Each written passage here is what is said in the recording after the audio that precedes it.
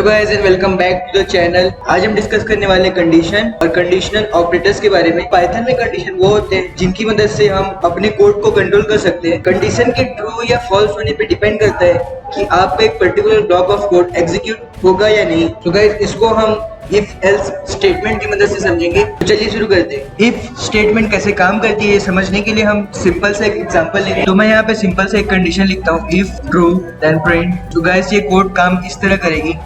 जैसे ही आपकी इंटरप्रेटर में पहली लाइन जाएगी तो उसे पता चल जाएगा कि इफ इक्वल टू ट्रू। ये इफ स्टेटमेंट के अंदर जो कंडीशन है वो ट्रू है क्योंकि हमने यहाँ पे ट्रू लिख दिया है।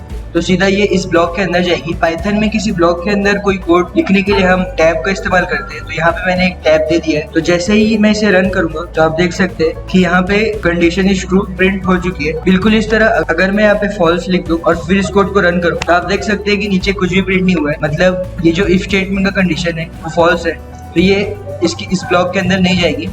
इसे और अच्छी तरह एक्सप्लेन करने के लिए मैं यहाँ पे एक और प्रिंट स्टेटमेंट लिखता हूँ और इसे जब मैं रन करूंगा तो आप देख सकते हैं कि जो ये हमारी पहली प्रिंट स्टेटमेंट है इफ ब्लॉक के अंदर है वो प्रिंट ना होकर जो ये इफ ब्लॉक के बाहर है वो वाली स्टेटमेंट प्रिंट हुई है। तो गाइस कुछ इस तरह इफ ब्लॉक काम करता है। और गाइस अब हम समझते हैं इफ एल्स स्टेटमेंट के बारे में। तो इफ एल्स स्टेटमेंट समझने के लिए हम एक छोटा सा एग्जांपल लेते हैं। मैं एक वेरिएबल लेता हूँ नम नाम और यहाँ पे इफ केस में मैं लिखता हूँ नम इक्वल टू 30। और गाइस पाइथन में किसी भी if statement, while loop, for loop या किसी फंक्शन या क्लास के डिक्लेरेशन के बाद आपको ये कोलन लगाना जरूरी है। उससे होता ये है कि आपके इंटरप्रेटर को ये पता चल जाता है आपका जो स्टेटमेंट है या लूप है वो यहाँ पे खत्म हो गया। तो गाइस यहाँ पे मैं अंदर एक प्रिंट स्टेटमेंट लिखता हूँ। ये कोड कुछ इस तरह काम करता है। तो पहले मैंने एक वेरिएबल को 30 एज अ वैल्यू असाइन कर दिया है और उसके बाद जैसे ही हमारे पास ये दूसरी लाइन ऑफ कोड इंटरप्रेटर में जाएगी तो ये सबसे पहले ये चेक करेगा कि क्या नाम की वैल्यू इक्वल है 30 से। तो गाइस यहाँ पे आप कंफ्यूज हो सकते हैं कि यहाँ पे हमने डबल इक्वल टू क्यों यूज किया। तो पाइथन में डबल इक्वल टू कंपैरिजन के लिए इस्तेमाल किया जाता है और यहाँ पे सिंगल इक्वल टू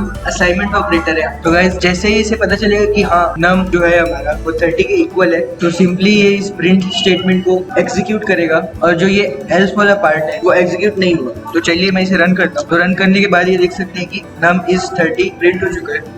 और अगर मैं इस एल्स वाले ब्लॉक को प्रिंट करना चाहूँ तो मैं यहाँ सिंपली नम इक्वल कोई और नंबर लिख देता हूँ। तो आप देख सकते हैं कि जो ये वाली कंडीशन है वो फॉल्स हो गई है क्योंकि हमारा जो नम है वो 30 के इक्वल नहीं है। तो फर्स्ट प्रिंट स्टेटमेंट प्रिंट ना होकर सेकंड वाला प्रिंट स्टेटमेंट जो एल्स स्टेटमेंट के अंदर है वो प्रिंट होगा। तो इसे रन करने के बाद आप देख सकते हैं कि नम इज नॉट 30 प्रिंट हो चुका है। तो गाइस इस तरह कंडीशंस ट्राई कर सकते हो। तो गाइस मैंने यहाँ पे कुछ बेसिक कंडीशंस चेक करने के लिए जो ऑपरेटर है वो लिख दिए हैं। जैसे कि आप देख सकते हैं इक्वल चेक करने के लिए हम यहाँ डबल इक्वल टू यूज करते हैं, ग्रेटर और इक्वल टू यूज करने के लिए ग्रेटर और इक्वल टू का साइन, स्मॉलर और इक्वल चेक करने के लिए स्मॉलर इक्वल का साइन और नॉट इक्वल चेक करने के एक्सक्लेमेशन मार्क और इक्वल टू। और अगर आप मल्टीपल स्टेटमेंट के लिए चेक करना चाहते हैं तो गाइस यहाँ पे मैंने कोड को थोड़ा मॉडिफाई कर दिया। अब हमारे पास 2 एलिफ स्टेटमेंट एक्स्ट्रा ऐड हो गए और अब हम ये चेक कर रहे हैं कि जो नम है अगर 30 से छोटा हुआ तो ये प्रिंट करेगा नम इज स्मॉलर देन 30 के इक्वल हुआ तो प्रिंट करेगा नम इज 30 और 30 के अगर ग्रेटर हुआ तो प्रिंट करेगा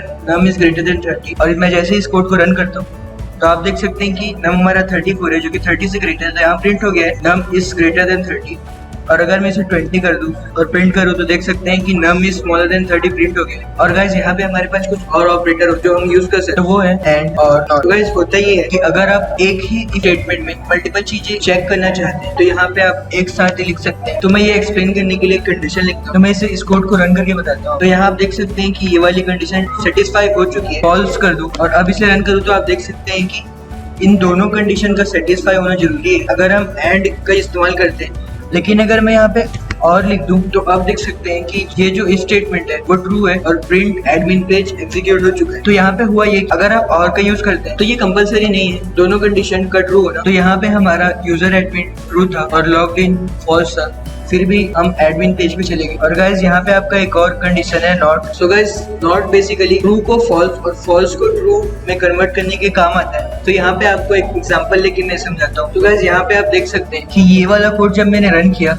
यहाँ पे जो लॉग्ड इन है वो ट्रू है और फिर भी ये वाला जो प्रिंट स्टेटमेंट है वो एग्जीक्यूट ना होकर एल्स वाला पार्ट एग्जीक्यूट हुआ है क्योंकि जैसा कि मैंने बताया था कि नॉट का काम होता है ट्रू को फॉल्स और फॉल्स को ट्रू में कन्वर्ट करना। तो यहाँ पे जो लॉग्ड इन का ट्रू था वो कन्वर्ट हो गया फॉल्स में और ये जो इफ स्टेटमेंट है वो फॉल्स हो गई। तो ये प्रिंट स्टेटमेंट ना एग्जीक्यूट होकर ये एल्स वाला पार्ट हमारा एग्जीक्यूट हो गया। और गाइस यहाँ पे हमारे पास एक और ऑपरेटर है, वो है इज। तो कुछ लोगों को कंफ्यूजन होता है इज और इक्वल टू में। इज और इक्वल टू में डिफरेंस ये है, इक्वल टू जो है वो किसी एक वेरिएबल को कंपेयर करती है। अगर वो दोनों इक्वल है तो वो ट्रू रिटर्न करती है, लेकिन जो इज है वो किसी वेरिएबल के वैल्यू को कंपेयर ना करके उसकी जो लोकेशन है मेमोरी में, जो ऑब्जेक्ट है उसको कंपेयर करती है। तो उसको समझाने के लिए मैं आपको एक एग्जांपल लेके समझाता हूँ। तो गाइस यहाँ पे आप देख सकते हैं कि मैंने दो लिस्ट ले ली है, 1 2 3 और 1 2 3 दोनों के सेम एलिमेंट्स हैं। और अगर मैं इसे इक्वल टू ऑपरेटर से कंपेयर करूँ तो यहाँ पे ये ट्रू है, लेकिन अगर मैं यहाँ पे इज लगा दूं और फिर इसे रन करूँ तो आप देख सकते हैं कि जो ये प्रिंट स्टेटमेंट है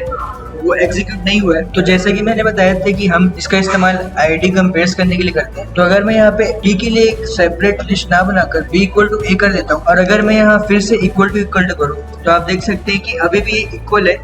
और यहाँ पे अगर मैं अब इस करूँ तो फिर भी ये इक्वल प्रिंट हुआ है। तो यहाँ पे गाइस वो ये कि बी इक्वल टू ए करने पर जो बी की आईडी है वो ए के इक्वल हो गई। तो यहाँ पे आपको मैं प्रिंट करके दिखाता हूँ। तो गाइस आप देख सकते हैं कि ए की आईडी और बी की आईडी दोनों सेम है, जबकि अगर मैं इसे चेंज करके 1 2 3 कर दूँ तो ये जो आईडी है अब डिफरेंट हो गई है। गाइस आई होप कि आप समझ गए होंगे इफ एल्स स्टेटमेंट कैसे काम करती है और कैसे हम डिफरेंट ऑपरेटर का यूज करके इसे डिफरेंट कंडीशंस के लिए लिख सकते हैं। तो आज की वीडियो में बस इतना ही, और अगली वीडियो में हम डिस्कस करेंगे फॉर लूप्स के बारे में। तो अगर आपको वीडियो अच्छी लगी तो लाइक करिए और जिसको भी पाइथन सीखना है उसे शेयर करिए। Thank you.